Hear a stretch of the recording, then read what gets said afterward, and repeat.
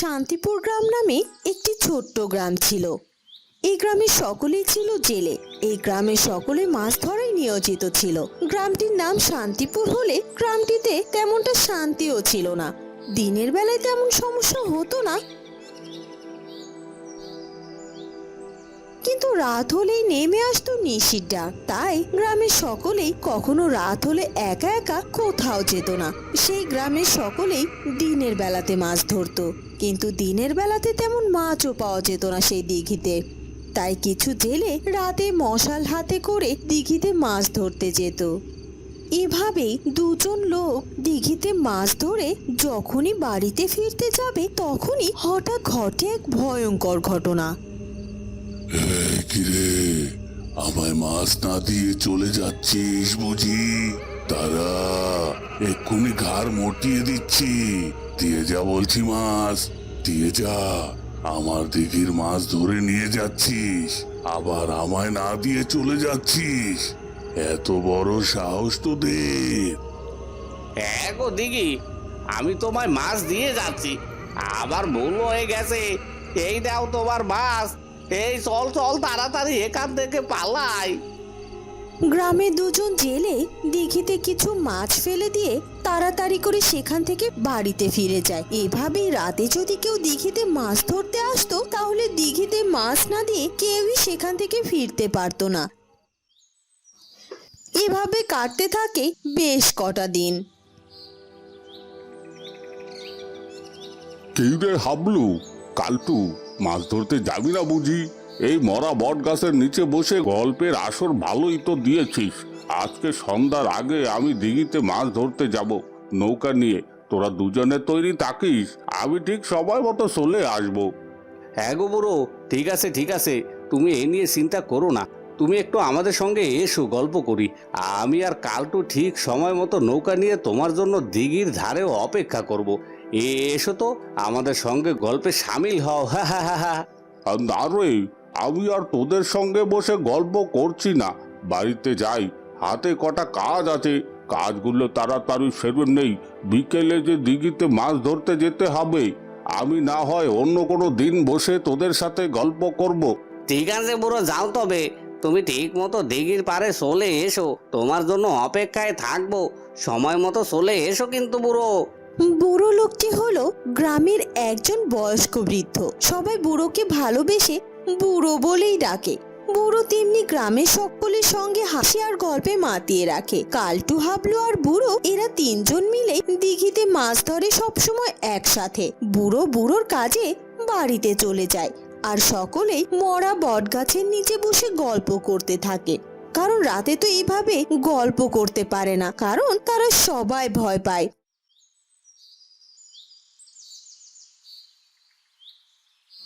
এরপর দুপুর গড়িয়ে বিকেল আসতেই হাবলু আর কালটু বুড়োর জন্য দিঘির পাড়ে নৌকা নিয়ে অপেক্ষায় থাকে।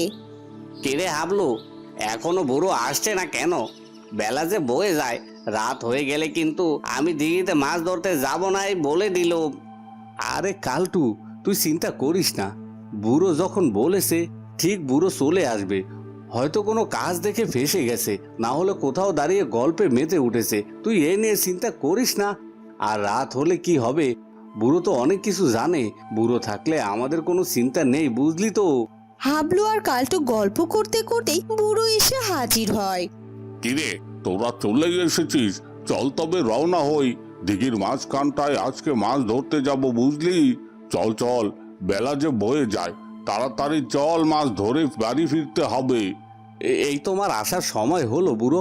অবশ্যই কোথাও গল্পে মেতেছিলে, না হলে কোনো কাজে ফেসে গেছিলে। তোমায় নিয়ে আর পারি না। এখন তো প্রায় বেলা ডুবে যাওয়ার সময়। এখন গেলে কখন মাছ ধরে ফিরবো শুনি? হ্যাঁ বুড়ো, তুমি এত দেরি করে আসলে কেন? আমরা সন্ধ্যার আগে কিন্তু মাছ ধরে ফিরবো, এই বলে দিলুম। আর যদি দেরি হয় তাহলে আমি তোমাদের সঙ্গে মাছ ধরতে যাব না। আরে চল তো, কিছুই হবে না। আমি থাকতে তোদের এত চিন্তা কিসের? আমি তো এটাই বুঝতে পারি না। এই হাবলু, নে পাল্টান, জোরে জোরে পাল্টে নে, মাছ দিঘিতে চল দেখি। হাবলু আর কালটু জোরে জোরে নৌকা চালিয়ে মাছ দিঘিতে চলে যায়। আর তারা মাছ ধরতে থাকে। মাছ ধরতে ধরতে কখন যে চারপাশটা অন্ধকার হয়ে যায় সেটা তারা বুঝতেই পারে না। এত মাছ পাওয়া যাচ্ছে যে মাছ ধরার নেশায় ওরা বুঝতেই পারেনি যে রাত ঘনিয়ে এসেছে। হঠাৎ করে কালটু বলে ওঠে, কিরে হাবলু, বুড়ো, আমরা তো এখনো মাছ দেখিতে আসি। দেখেছো কেমন চারপাশটা অন্ধকারে যেয়ে গেছে, রাত নেমে এসেছে। চলো চলো, আর মাছ ধরবো না, আমরা তাড়াতাড়ি বাড়ি ফিরে যাই। বুড়ো, তুমি মশালটা জ্বালাও, আমি হারিকেনটা জ্বালাচ্ছি। এই কালটু, থাম তো, এত ভয় পেলে মাছ ধর এসেছিস কেন? কিছুই হবে না, মশাল জ্বালিয়েছি না, হারিকেন আছে না, আগুন থাকলে দেখবি কাছে কিছু ভিড়বে না। চুপটি করে বসে থাকতো, কত মাছ পাওয়া যাচ্ছে দেখছিস না?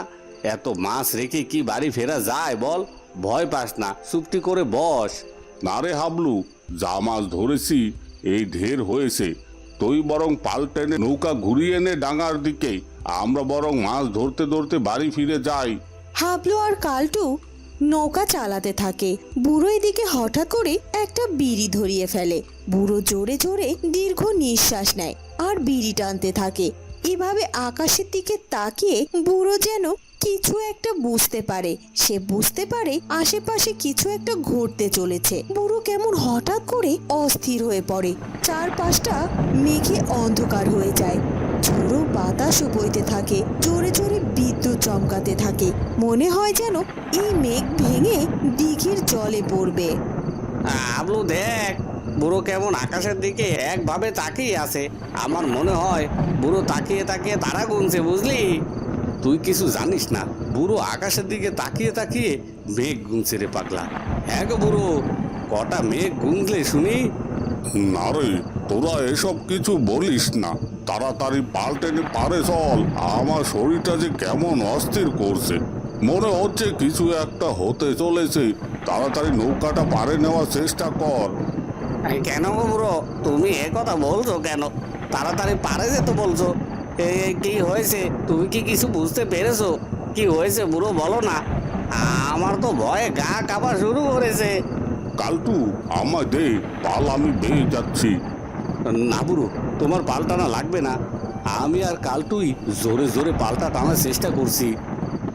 বুড়ো একের পর এক বিড়ি ধরাতে থাকে আর আশপাশটা দেখতে থাকে। বড় বড় চোখ করে বুড়ো আশপাশে আকাশের দিকে তাকিয়ে থাকে। হঠাৎ দিঘির জলে বড় বড় ঢেউ নৌকাতে ধাক্কা দিতে থাকে আর চারপাশটা থেকে একটা তীব্র মাছ পচা এবং পচা কাদার গন্ধ ভেসে আসে। কি রে, এ কি বিশ্রী গন্ধ, দম যে একদম বন্ধ হয়ে যাচ্ছে। এই গন্ধ তো আর সহ্য করতে পারছি না। হঠাৎ দিঘির জলে এত ঢেউ কোথা থেকে আসলো? আর কি বিশ্রী পচা মাছের গন্ধ! সি সি সি, মনে হচ্ছে এখনই আমার নারী বুড়ি সব উঠে আসবে পেট থেকে। এই পিঁপড়ে, তোরা পাল টানা বন্ধ করলি কেন? জোরে জোরে পাল টেনে নৌকা পারে রে, আমি এদেরকে আটকাচ্ছি। আর হ্যাঁ, তোরা তোদের মুখে তোদের নিজের গামছাটা বেঁধে নে, তাহলে আর এই পচা গন্ধ, তীব্র গন্ধ নাকে যাবে না। বুড়োর কথা মতো হাবলু আর কালটু গামছা দিয়ে মুখ বেঁধে নেয়। বুড়ো একটা একটা করে দিঘির জলে মাছ ফেলতে থাকে। হাবলু আর কালটু জোরে জোরে পাল টানতে থাকে। একটা সময় ওরা দিঘির পাড়ে চলে আসে। দিঘি থেকে নামতেই হঠাৎ সেই দিঘিটি বিকট ভাবে তাদের পেছন থেকে ডাকতে থাকে। কি রে, তোরা আমায় মাছ না দিয়ে চলে যাচ্ছিস? তোদের এত বড় সাহস! দে বলছি, মাছ দিয়ে যা, না হলে এক্ষুনি তোদের তিনজনকেই এই দিঘির জলে টেনে নিয়ে যাব, তখন বুঝবি। দে, মাছ দিয়ে যা। এই যা বলছি এখান থেকে। এই তো মশাল দেখেছিস, তোকে মাছ একটা একটা করে দিতে দিতে অর্ধেক মাছই তোকে দিয়ে দিয়েছি। আবার পেছন থেকে মাছ চাইছিস? কাছে আয় একবার, এই মশাল দিয়ে তোর মুখ পরিয়ে দেব, বুঝলি? যা, এখান থেকে পিছু করলে তোর খবর আছে বলে দিলাম। এই তোরা তাড়াতাড়ি পা চালিয়ে চল, আকাশটা বেগে চেয়ে গেছে, যখন তখন বৃষ্টি নামতে পারে। মশাল বৃষ্টির জলে ভিজে গেলে আর জ্বলবে না, তাড়াতাড়ি আমাদের এখান থেকে যেতে হবে। এরপর তারা তিনজন তাড়াতাড়ি করে পা চালিয়ে বাড়ির দিকে যেতে থাকে। হঠাৎ মাঝ পথে শুরু হয়েছে বৃষ্টি। তারা দিশেহারা হয়ে পড়ে আর মরা বটগাছটার নিচে বসে থাকে। বুড়ো বসে বসে বিড়ি টানতে থাকে। আচ্ছা বুড়ো, এই দিঘির ডাক, এই ব্যাপারটা কি? এই দিঘির ডাকের কাহিনীটাই বা কি? কি কারণে এই দিঘিটা গ্রামের মানুষদের উপর ক্ষতি করছে? রাত্রে যে বেরোয় সে আর জীবন নিয়ে বাড়ি ফিরতে পারে না। ব্যাপারটা কি বুড়ো? তবে হ্যাঁ, খেয়াল রাখিস হারিকেনের আগুনটা যেন নিভে না যায়, আর মশালের আগুনটাও যেন জ্বলতে থাকে। গল্প শুনতে শুনতে ভয় পাস না যেন। অনেক বছর আগের কথা, তখন আমি বেশ ছোট। এই শান্তিপুর গ্রামের এক জমিদার ছিল। এই গ্রামের যত সুন্দর সুন্দর মেয়ে থাকতো, সব সুন্দর মেয়েদের জমিদারের ভোগের শিকার হতে হতো। আর যে দিঘিতে আমরা মাছ মারতে যাই, ওই দিঘি ছিল এই শয়তান জমিদারের।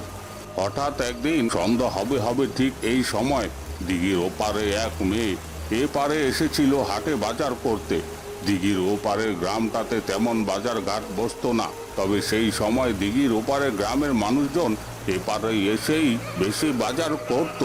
একদিন ওপার থেকে একটি সুন্দরী মেয়ে হাট করে বাড়ি ফিরছে, তখন জমিদারের চোখে পড়ে মেয়েটি। তারপর বুড়ো কি হলো? তারপরে থেমে গেলে কেন? নারে থামলাম কি আর, সাথেই মনে হচ্ছে আশেপাশে কিছু আছে। তারা, আমি দেখছি। মশালটা আমায় দে। বুড়ো, এই নাও মশাল। আর হেরিকেনে আগুনটাও বাড়িয়ে দেওয়া হয়েছে, এখন বলো। তারপরে জমিদার মেয়েটিকে ভালো বুঝে নিজের কাছে ডাকার পরে মেয়েটির সঙ্গে জোর জবস্ত করে মেয়েটিকে সর্বনাশ করে। তারপরে মেয়েটি লজ্জায় গ্রামের মানুষকে মুখ দেখাবে কি করে, এ কথা ভেবে সেই সময় মেয়েটি দিঘির জলে ঝাঁপ দিয়ে মারা যায়। তারপর থেকেই এই দিঘির জলে এই মেয়েটির অতৃপ্ত আত্মা ঘুরে বেড়ায়, আর সামনে যাকেই দেখে তাকেই তার শিকার করে নেয়। বুড়ো, তুমি জমিদারকে দেখেছো? ওই শয়তান জমিদারকে দেখতে কেমন ছিল? না রে, আমি কখনো দেখিনি, কিন্তু বাবা দাদুদের মুখেই এই গল্প শুনেছি। নে চল, দেরি হয়ে গেছে, এখন আমরা বাড়ির দিকে রওনা হই। তবে হ্যাঁ, শুনেছি মেয়েটা নাকি খুব সুন্দরী ছিল, আর এই শান্তিপুর গ্রামের এক চাষির ছেলের সাথে মেয়েটি বিয়ে হওয়ার কথা ছিল। যখন চাষির ছেলে এই দিঘিতে ডুবে মেয়েটির মরা সব কাহিনী শোনে, তখন চাষির ছেলে জমিদারকে হত্যা করে এই দিঘির জলে নিজের জীবন দেয়। এই থেকেই এই দিঘির নাম হয় অভিশপ্ত দিঘি। আচ্ছা বুড়ো, তুমি এত কিছু কোথা থেকে জানলে, আর কে তোমাকে জানালো? পাগলারা, এত প্রশ্ন করতে থাকিস তোরা। আমি এসব শুনেছি বাবা দাদুদের কাছ থেকে। আমার দাদু অনেক কিছু জানতো, দাদুর কাছ থেকে বেশিরভাগ শেখা। বাবা তেমন কিছু আমাকে শিখায়নি। এরপর এভাবে রাতে তারা তিনজনে বসে কথা বলতে থাকে। কথা বলতে বলতে ভোর হয়ে যায়। তারপর যে যার মতো বাড়িতে ফিরে যায়। কিন্তু সেদিনের পর থেকে আর কেউ কখনো ওই অভিশপ্ত দিঘিতে মাছ ধরতে যেত না। বন্ধুরা, কেমন লাগলো আমাদের আজকের গল্পটি? যদি ভালো লাগে তাহলে অবশ্যই আমাদের চ্যানেলটিকে সাবস্ক্রাইব করে দিও। দেখা হবে নতুন কোনো গল্প নিয়ে। ধন্যবাদ।